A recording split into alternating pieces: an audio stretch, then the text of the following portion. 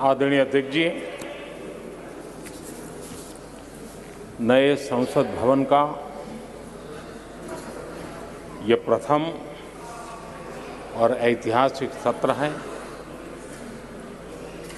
मैं सभी माननीय सांसदों को और सभी देशवासियों को बहुत बहुत शुभकामनाएं देता हूं। आदरणीय अध्यक्ष जी, आज प्रथम दिवस के प्रथम सत्र में नए सदन में आपने मुझे बात रखने के लिए अवसर दिया है, इसलिए मैं आपका बहुत बहुत आभार व्यक्त करता हूं।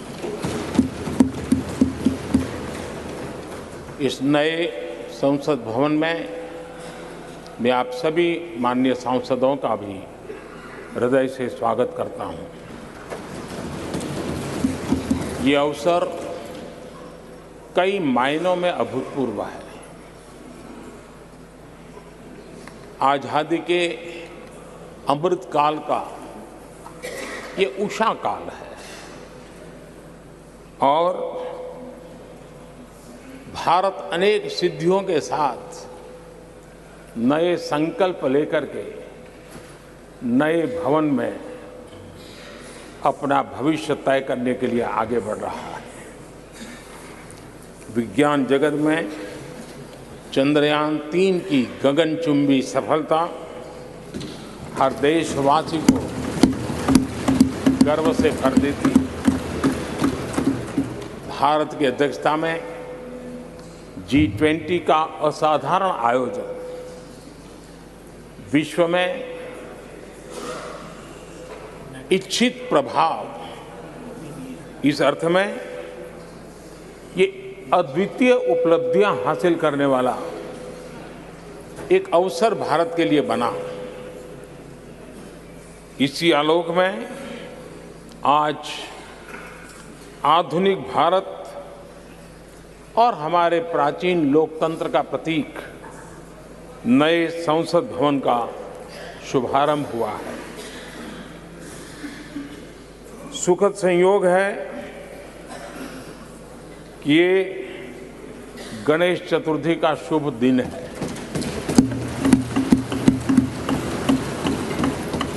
गणेश जी शुभता और सिद्धि के देवता है। गणेश जी विवेक और ज्ञान के भी देवता है। इस पावन दिवस पर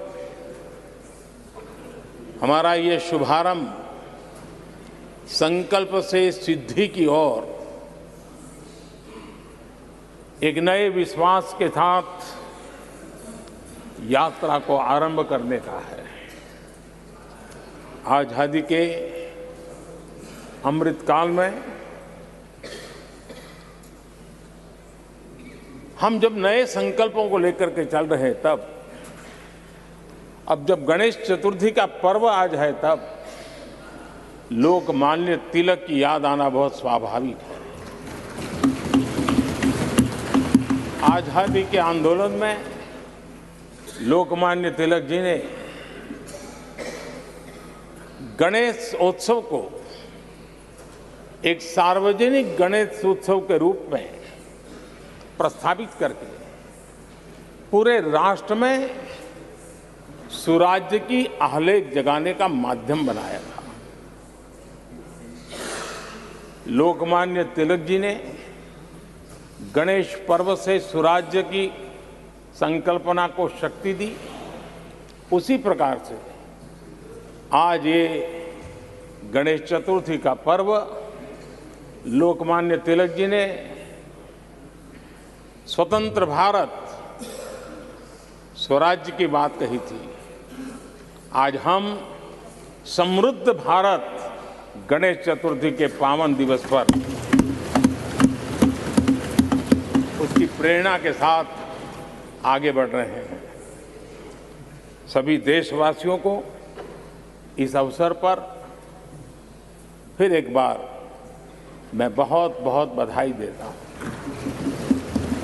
आदरणीय अध्यक्ष जी, आज संवत्सरी का भी पर्व है। ये अपने आप में एक अद्भुत परंपरा है।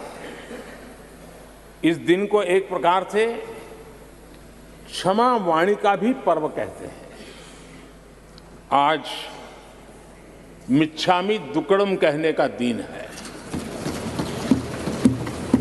ये पर्व मन से, कर्म से, वचन से अगर जाने अनजाने किसी को भी दुख पहुंचाया है तो उसकी क्षमा याचना का अवसर है। मेरी तरफ से भी पूरी विनम्रता के साथ, पूरे हृदय से आप सभी को, सभी सांसद सदस्यों को और सभी देशवासियों को मिच्छामि दुक्कड़म।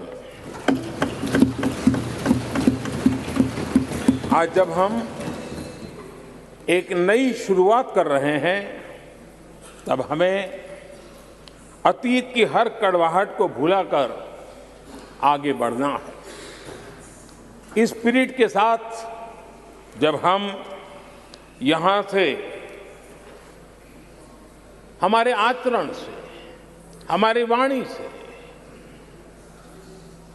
हमारे संकल्पों से जो भी करेंगे, देश के लिए, राष्ट्र के एक एक नागरिक के लिए वो प्रेरणा का कारण बनना चाहिए और हम सबको इस दायित्व को निभाने के लिए भरसक प्रयास भी करना चाहिए। आदरणीय अध्यक्ष जी, ये भवन नया है, यहां सब कुछ नया है, सारी व्यवस्थाएं नई हैं।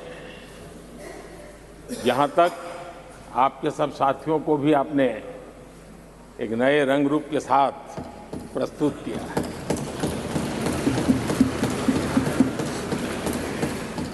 सब कुछ नया है, लेकिन यहां पर कल और आज को जोड़ती हुई एक बहुत बड़ी विरासत का प्रतीक भी मौजूद है। वो नया नहीं है, वो पुराना है और वो आजादी की पहली किरण का स्वयं साक्षी रहा है, जो आज अभी हमारे बीच उपस्थित है। वो हमारे समृद्ध इतिहास को जोड़ता है और जब आज हम नए सदन में प्रवेश कर रहे हैं, संसदीय लोकतंत्र का जब ये नया गृह प्रवेश हो रहा है, तो यहां पर आजादी की पहली किरण का साक्षी, जो आने वाली पीढ़ियों को भी प्रेरणा देने वाला है, वैसा पवित्र सेंगोल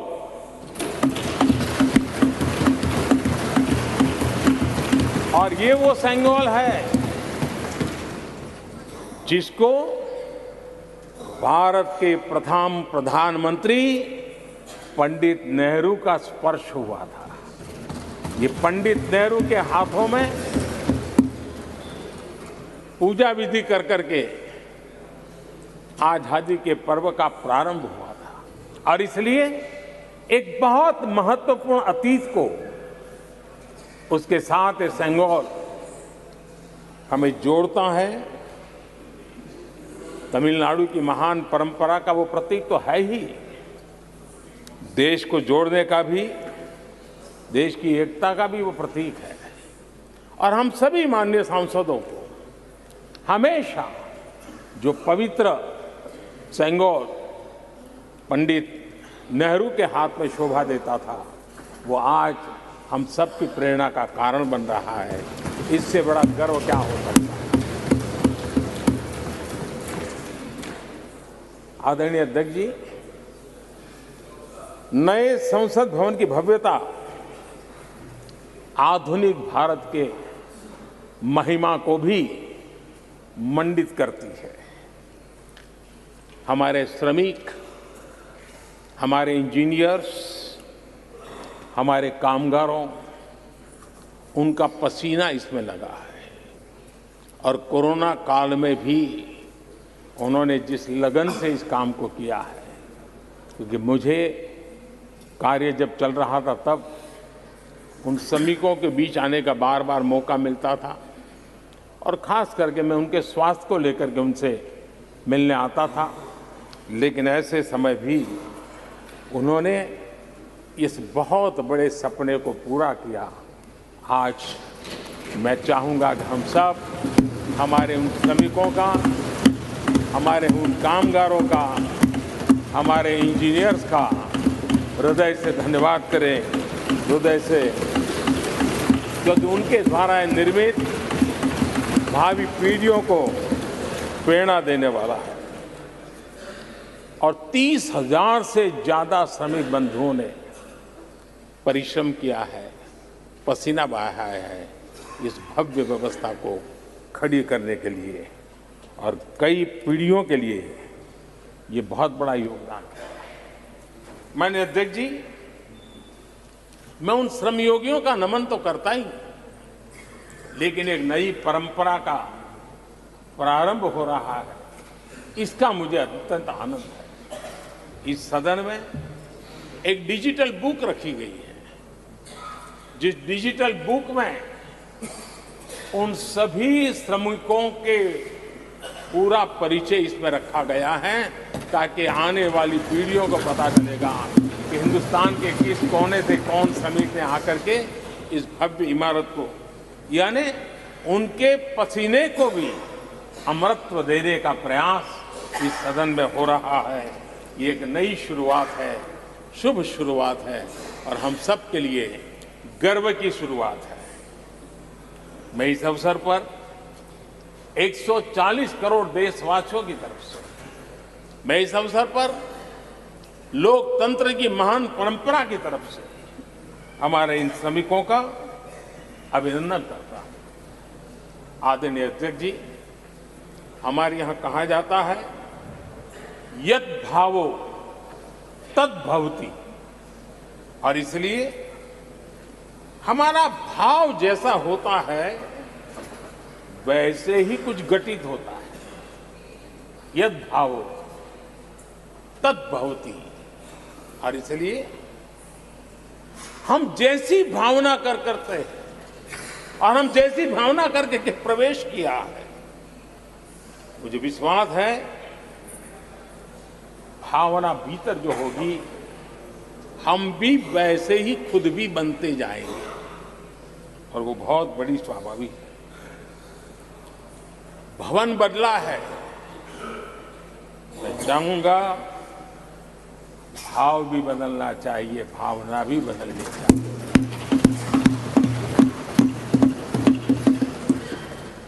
संसद राष्ट्र सेवा का सर्वोच्च स्थान है। ये संसद दलहित के लिए नहीं है। हमारे संविधान निर्माताओं ने इतनी पवित्र संस्था का निर्माण दलहित के लिए नहीं, सिर्फ और सिर्फ देश हित के लिए किया।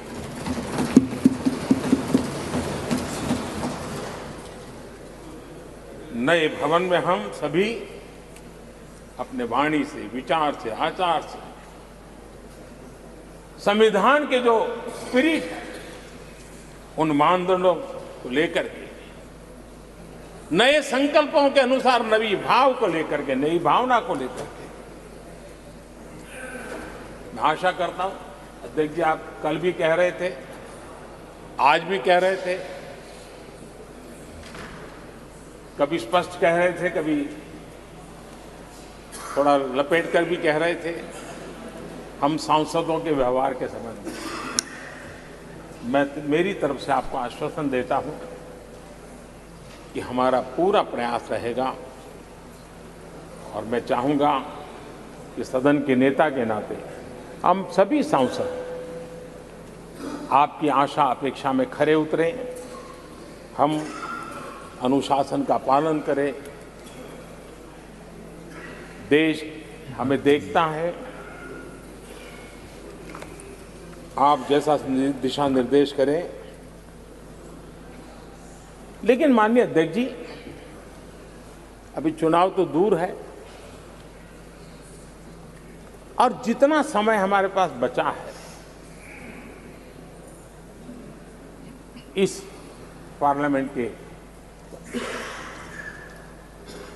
मैं पक्का मानता हूं कि यहां जो व्यवहार होगा ये निर्धारित करेगा कि कौन यहां बैठने के लिए व्यवहार करता है और कौन वहां बैठने के लिए व्यवहार करता है। जो वहां ही बैठे रहना चाहता है उसका व्यवहार क्या होगा, और जो यहां आकर के भविष्य में बैठना चाहता है उसका व्यवहार क्या होगा, इसका फर्क बिल्कुल आने वाले महीनों में देश देखेगा और उनके बर्ताव से पता चलेगा, ये मुझे पूरा विश्वास है। आदरणीय अध्यक्ष जी, हमारे यहां वेदों में कहा गया है, सम्यच्च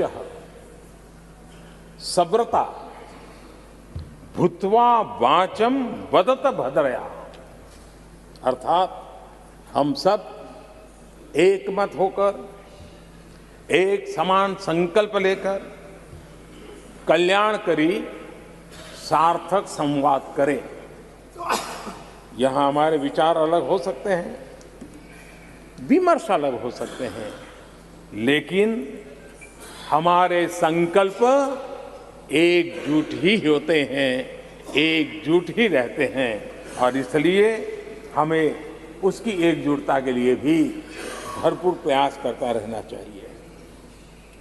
आदरणीय अध्यक्ष जी, हमारी संसद ने राष्ट्रहित के तमाम बड़े अवसरों पर ही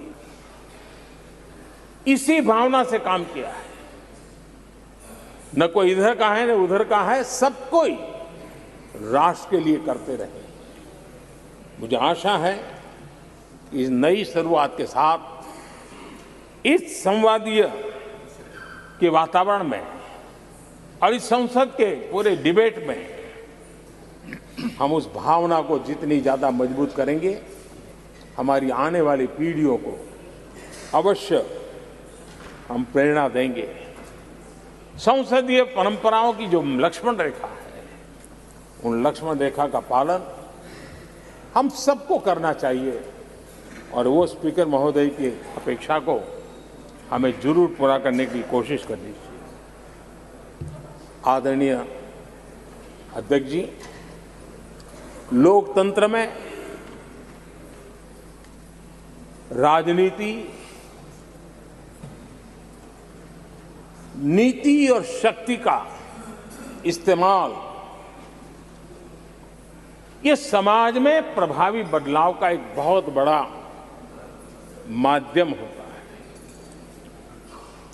और इसलिए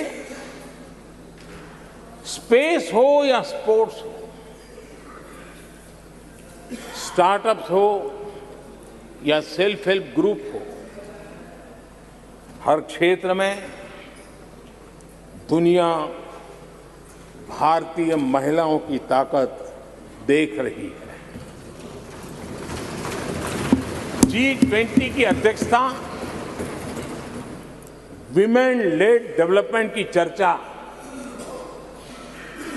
आज दुनिया इसका स्वागत कर रही है, स्वीकार कर रही है। दुनिया समझ रही है कि सिर्फ महिलाओं के विकास की बात इनफ नहीं है। हमें मानव जाति की विकास यात्रा में उस नए पड़ावों को अगर प्राप्त करना है, राष्ट्र के विकास यात्रा में हमने नई मंजिलों को पाना है, तो यह आवश्यक है कि विमेन लेड डेवलपमेंट को हम बल दें, और G20 में भारत की इस बात को विश्व ने स्वीकार किया है। महिला सशक्तिकरण की हमारी हर योजना ने महिला नेतृत्व करने की दिशा में बहुत सार्थक कदम उठाए हैं। आर्थिक समावेश को ध्यान में रखते हुए जनधन योजना शुरू की। 50 करोड़ लाभार्थियों में से भी अधिकतम महिला बैंक अकाउंट के धारक बनी है। ये अपने आप में बहुत बड़ा परिवर्तन भी है, नया विश्वास देता है। जब मुद्रा योजना रखी, ये देश गर्व कर सकता है कि उसमें बिना बैंक गारंटी 10 लाख रुपए की लोन देने की योजना, और उसका लाभ पूरे देश में सबसे ज्यादा महिलाओं ने उठाया। महिला एंटरप्रेन्योर का एक पूरा वातावरण देश में नजर आया।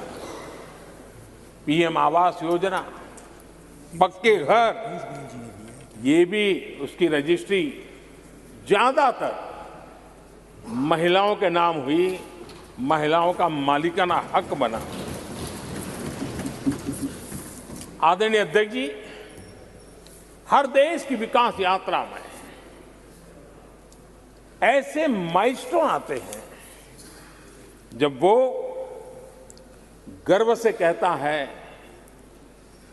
कि आज के दिन हम सब ने नया इतिहास रचा है। ऐसे कुल पल जीवन में प्राप्त होते हैं। और आदरणीय अध्यक्ष जी, नए सदन के प्रथम सत्र के प्रथम भाषण में मैं बड़े विश्वास और गर्व से कह रहा हूं कि आज की ये पल, आज का ये दिवस, संवत्सरी हो, गणेश चतुर्थी हो, उससे भी आशीर्वाद प्राप्त करते हुए इतिहास में नाम दर्ज करने वाला समय है।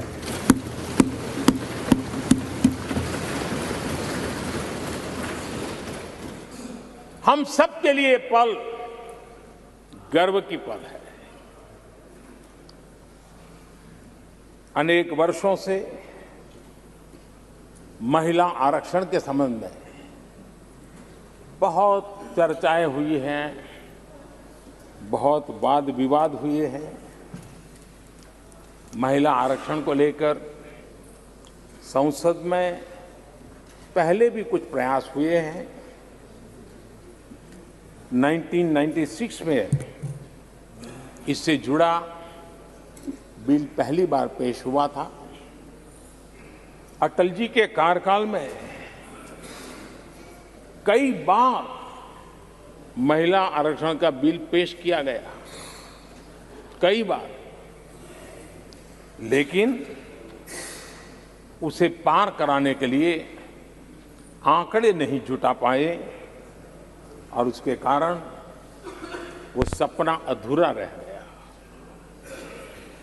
महिलाओं को अधिकार देने का, महिलाओं की शक्ति का उपयोग करने का वो काम, शायद ईश्वर ने ऐसे कई पवित्र काम के लिए मुझे चुना है।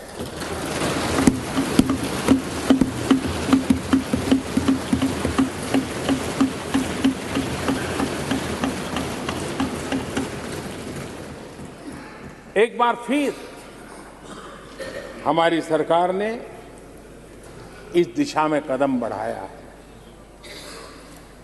कल ही कैबिनेट में महिला आरक्षण वाला जो विधेयक है उसको मंजूरी दी गई है।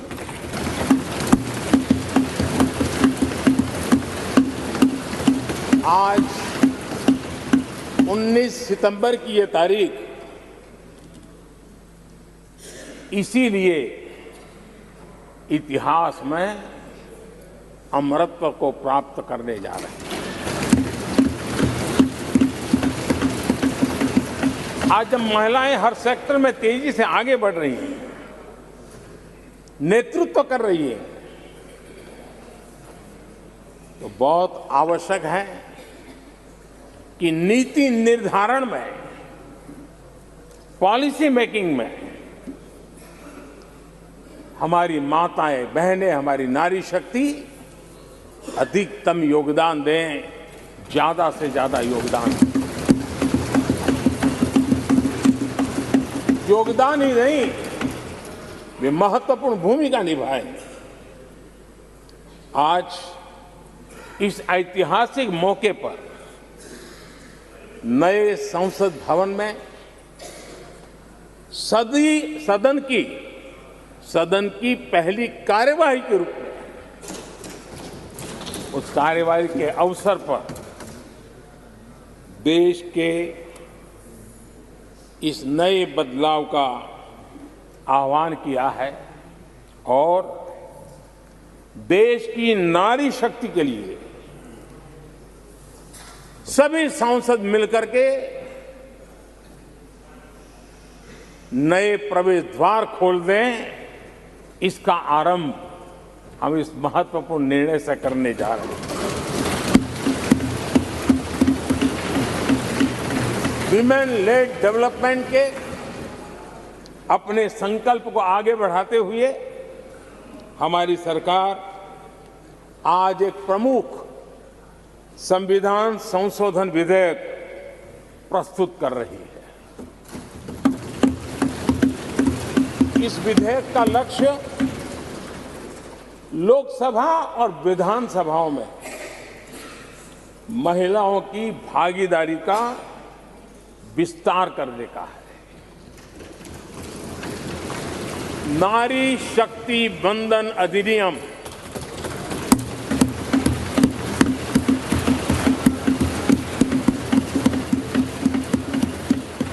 नारी शक्ति वंदन अधिनियम, इसके माध्यम से हमारा लोकतंत्र और मजबूत होगा। मैं देश की माताओं, बहनों, बेटियों को नारी शक्ति वंदन अधिनियम के लिए बहुत बहुत बधाई दूंगा। मैं सभी माताओं, बहनों, बेटियों को आश्वस्त करता हूं कि हम इस बिल को कानून बनाने के लिए संकल्पबद्ध है।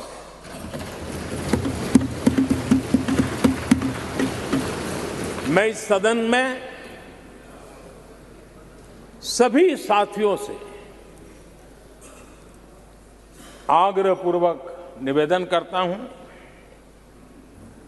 आग्रह भी करता हूं, और जब एक पावन शुरुआत हो रही है, पावक विचार हमारे सामने आया है, तो सर्वसम्मति से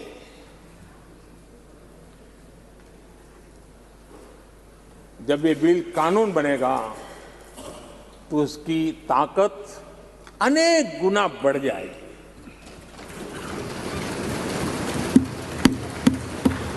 और इसलिए मैं सभी माननीय सांसदों से, दोनों सदन के सभी माननीय सांसदों से इसे सर्वसम्मति से पारित करने के लिए प्रार्थना करते हुए आपका आभार व्यक्त करता हूं कि इस नए सदन के प्रथम सत्र में मुझे आपने मेरी भावनाओं को व्यक्त करने का अवसर दिया।